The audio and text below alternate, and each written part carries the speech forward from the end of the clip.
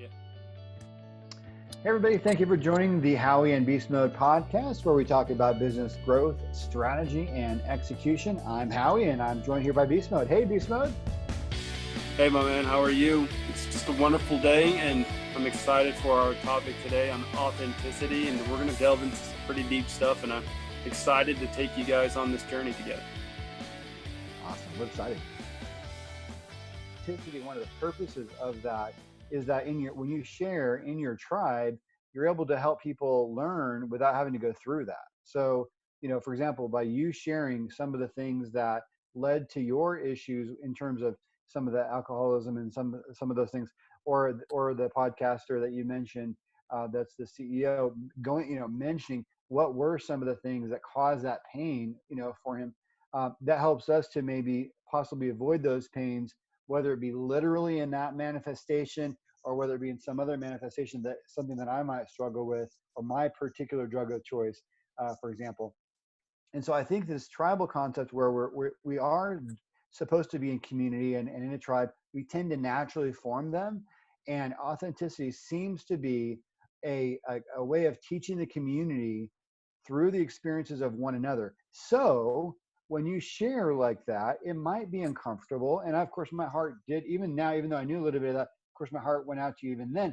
And so you see what it did, where we established a little bit more of a connection, and we're already friends, but we have a little bit more of a connection just because you shared, even right there in that quick little minute and that quick little moment. So I think the authenticity is to help us grow from each other, learn from each other, and to form connection.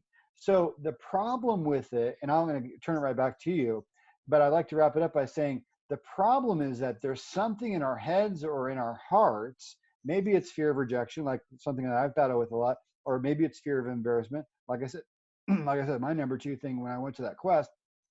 But there's these fears that stop that. And we talk a lot about eliminating fear on this podcast. Actually, if you guys want to go back and check out historical podcasts from us, we do touch on this probably every third podcast. But that authenticity, it's a lie. If you can't be authentic, it's because there's some lie that's in your way. And the problem is that you're literally blocking relationship, and you're blocking what's attractive. We're attracted to those that share in our tribe because it is our purpose to help one another. And by you being willing to share, we are attracted to you because you're helping us. And so there's something about that tribal mechanism that we're all supposed to help one another. And when you're authentic, you're literally fulfilling your purpose in that tribal and that community relationship. It is that authentic moment where, you come into a situation and you just flat out say, for me, it's been 2 years, again, since I've been sober, and, again, being a faith-based man, God's done so much in my life, and he's brought me to where I am now. But again, as CDO of JL Development, there's plenty of times where, I look at the situation and say, I'm not qualified for this.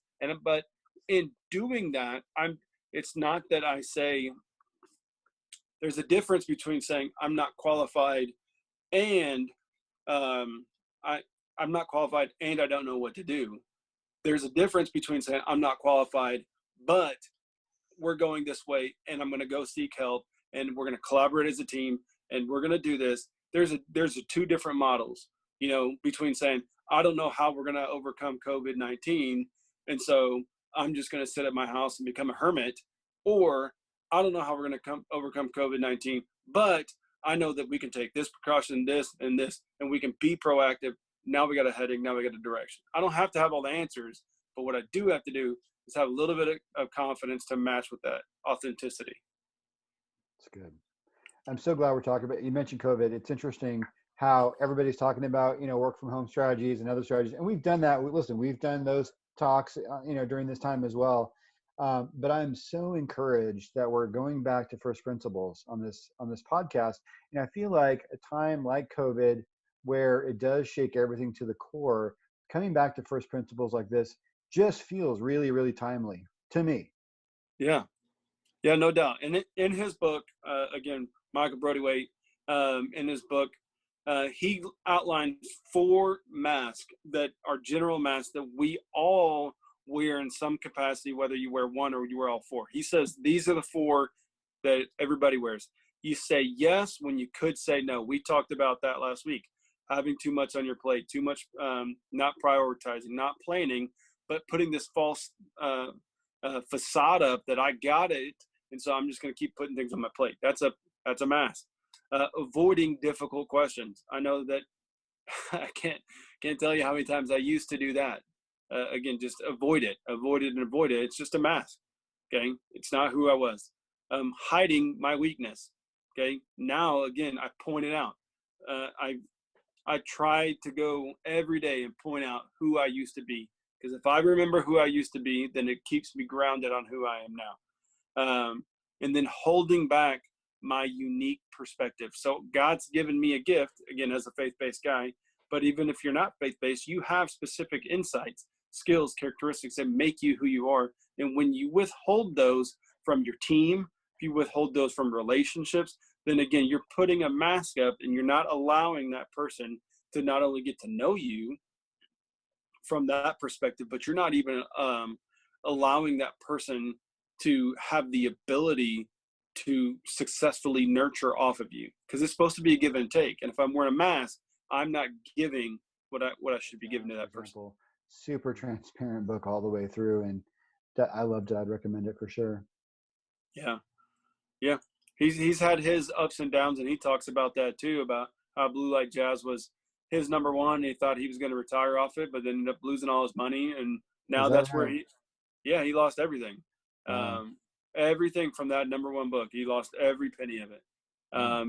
And so now building a story brand is his second go around. Now he's being transparent and authentic in his approach. Now he wants to help everybody. And all of that. What are some examples of, I think to help people relate, to help them kind of, from a business perspective, what are some examples of maybe some commercials or some business things? I do recommend that book, To Sell Us Human. That's got the, some examples in there. But what are some commercials?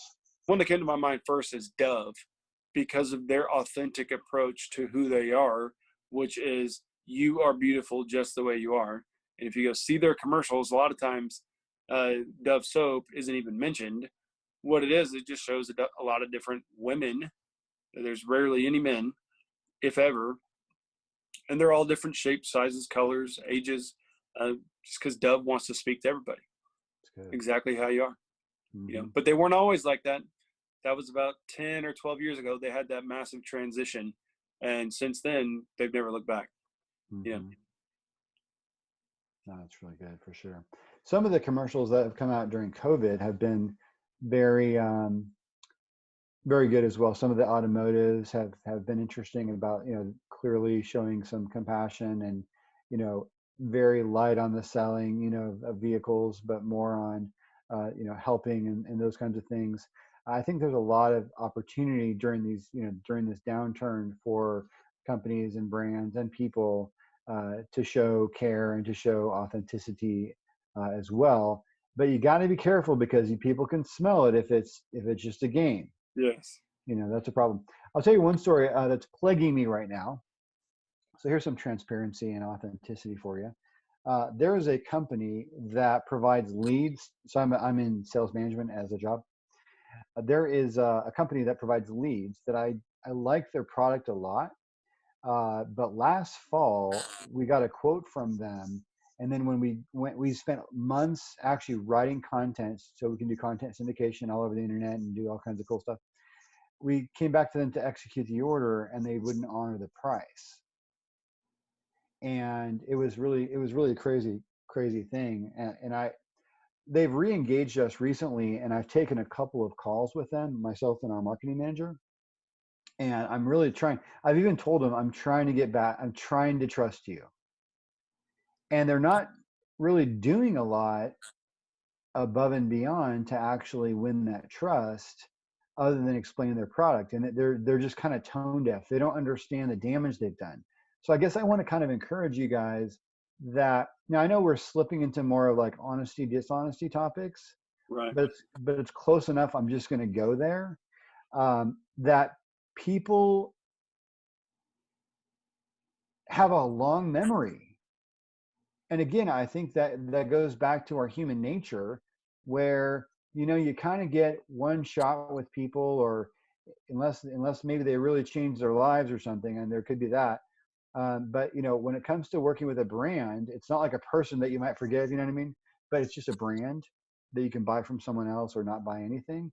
You got to be careful in your authenticity and in your honesty, because people have long memories. And again, like me, I'm sitting here in this chair feeling. I wish you could just feel what I feel.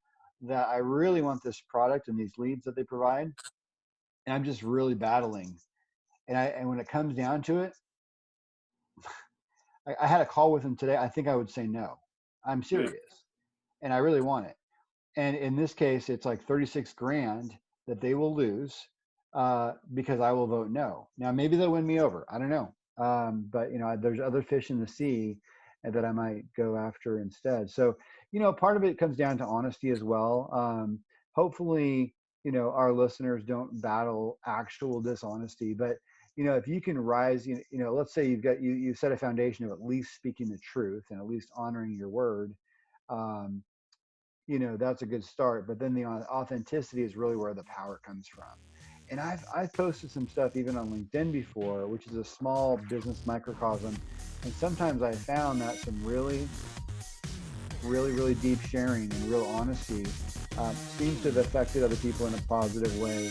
And it was risky for me, maybe, and it could have blown up on me, but it seems to have Yeah, helped somebody else. So before we there is shift that all the way over there, attraction. So guys, you had I would said that encourage you. And how you much time wish do you have that left? this Yeah. brand or this company would do something, would recognize, and I know that for me, that's one of the things that I've realized is that sometimes you wish that a person or a brand or a company, I wish you would just realize you made a mistake, you Yeah. know, that you messed up, just own up to it, just say that you were wrong and Right. address it, you know, but, Wow. uh, but you can't do that if that's who you are. You can't own up to a mistake if you didn't make them, if in your mind you didn't make a mistake, Oh, I you know? see. And So so if even that's who you are, if right. you're just, and there's nothing wrong with what you did. So if lying, if I you see. are a liar, Right. that's who you are, then lying is not inappropriate because that's who you are. Wow. Interesting. So it's almost like you're exposing your DNA one way or the other. And it's almost like it would have been endearing if they just said, we made a huge mistake. We misunderstood last fall, and we're really sorry. We're going to honor that price. In fact, we're going to give you 10% more because we're so mad at ourselves. I mean, if Even I if they heard didn't that honor kind of, that price, even if they yeah, didn't honor the price, if they would have just said, "Hey, Brian, we made a mistake. You were yeah, 100% right, but yeah, but on our end, we can't honor that price." You would right, have a different approach to yeah, furthering the conversation. yeah, But the problem is they're not doing it, and it may yeah, just be that's who they are. yeah. I'm not getting any of that. Yeah, I'm getting no remorse. Yeah. It's hollow. The words I'm hearing from them in on this topic are way too hollow Um, for sure. but let's shift over. I mean, you were talking about managers and things like that, and we touched a little bit on this episode 2 when we talked about feedback, and giving authentic feedback. And we Hmm. talked about it going from the top down, that Yeah. whenever you create an environment that's authentic, I Hmm. can come into you guys as a leader, and say, hey guys, this is where we're at. This is who I am. This is what I'm dealing with. If you guys have anything you'd like to share, doors always open. But I went Hmm. first and I was authentic. It wasn't just, hey guys, just want to let you know that, you know, things are a little okay, but they're not really that okay. And I'm just really generic and I'm really vague. I'm not authentic. You know, I can It's say, hard. guys, It's hard to be authentic. I mean, last week, I had a situation at work that wasn't going well, and I basically provided. I had a coaching moment with somebody, and I feel like I was too firm. And it really, I was not happy with that. I went back to that person and I told him, listen, the coaching stuff I gave you, I had to cover. There were a couple moments in that I wasn't happy with the level of firmness that I conveyed that with. And so I came back to that. that was pretty hard to do. I didn't really get a lot out of that. So I think sometimes being authentic, beast mode, is that I have to be willing to be transparent and authentic regardless of if it quote unquote works. And that's part of authenticity, I think. Yeah. I think What's you don't do it as a trick. You mm-mm. do it because it's right, and it has to be done. And in this case, I know I made this person upset. On the other hand, again, I'm not to give details. That person was wrong. They needed the coaching, but I got a little bit elevated a couple times in that. I had just a couple of cracks. That was not okay for me. And so, going back and trying to just convey those feelings of regret, and that I would change how I delivered those couple of those moments, even though I had to cover the content itself. But I didn't really get a reaction out of that. I didn't really get I got nothing out of that in my mind. And so, If you're authentic looking for the result, then you're yeah, not authentic. yeah, exactly. If you're authentic, saying, I'm going to be transparent to you, and Yeah, even if you don't receive my transparency and my authentic nature or remorse or whatever I'm giving you, even if you don't receive it, doesn't mean that I don't give it. it's helping me think about it, even talking to you, because I'm really glad that I did it. Oh, you should. I'm actually really glad for the coaching moment too, because I really had to do that, because everybody comes with different levels of experience. Not everybody's going to know everything, and you're going to have some coaching moments, and sometimes they're going to be a little bit firmer if they're more whatever. Then I want to get into it. Uh, but but yeah, I literally am very glad I went back to this individual and covered those couple of grounds that I felt like had to be covered, and I at least have a very good feeling, and I know they do too. I mean, they do, but I just I didn't really but you can't, if you expect reciprocation or if you expect the trick to work, then I think I'm not sure it's authentic. I think you might be looking for a hack. In fact, you and I are on LinkedIn a lot. People talk about things like adding value. They talk about things like authenticity, and it's like it's the latest hack. Yeah.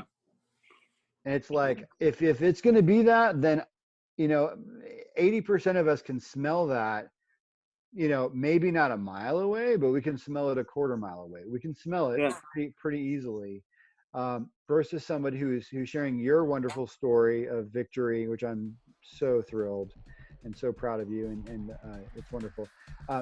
That's authenticity. It's like no motives. Yeah. If I can even be more authentic in my story, and share even a little bit more. Again, so me and my wife are currently separated. We've been separated now for over 2 years. Again, not a coincidence in the time of frame.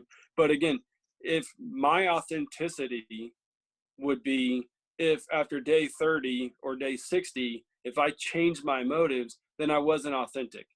And so for me, my authenticity has to say, irregardless of how long this takes. I mean, I was a jerk for almost a decade. Um, and so again, and so that's just one of those things that I have to be, I'm committed to being authentic. I'm committed to, I'm going to continue doing this, even if it's not reciprocated, even if the door slammed over and over and over again. That's okay, because I'm committed to being authentic. I'm committed to being this person. Hmm. And that's it. And it's not a take it or leave it, because again, that's being a jerk. But what it is saying is, I'm being authentic. If you don't receive me, that's okay. I'm I I still seek your wisdom. I still seek to understand how I could understand this situation, understand you, understand how I could have spoke differently, understand how as a leader I could have addressed this situation. Those are all things that, even if it's not reciprocated back in that moment, we've talked about again numerous times, there's not a downside. The Hmm. negative of being authentic is very minuscule compared to the negative of being uh, deceptive or non-transparent and just assuming that it, nobody's going to know. That negative far outweighs anything. Wow. And the problem is that whenever you're being deceptive and not transparent on all those different characters, everybody knows. So you're already losing. People know you're a liar. People know you're deceptive. And here you are sitting here playing a game. You know, you're fooling yourself, but you're not fooling them. And I'm talking to that out of somebody who lived that for a long time, unfortunately. I know, and I can share with you guys that Beastmode has shared some of the not he's again, you know, he protects privacy, so I'm not getting super granular details about other people, but he has shared with me his purpose of wanting to do the right thing regardless of the reaction. So I can absolutely attest that this is not a podcast topic. This is real life for sure.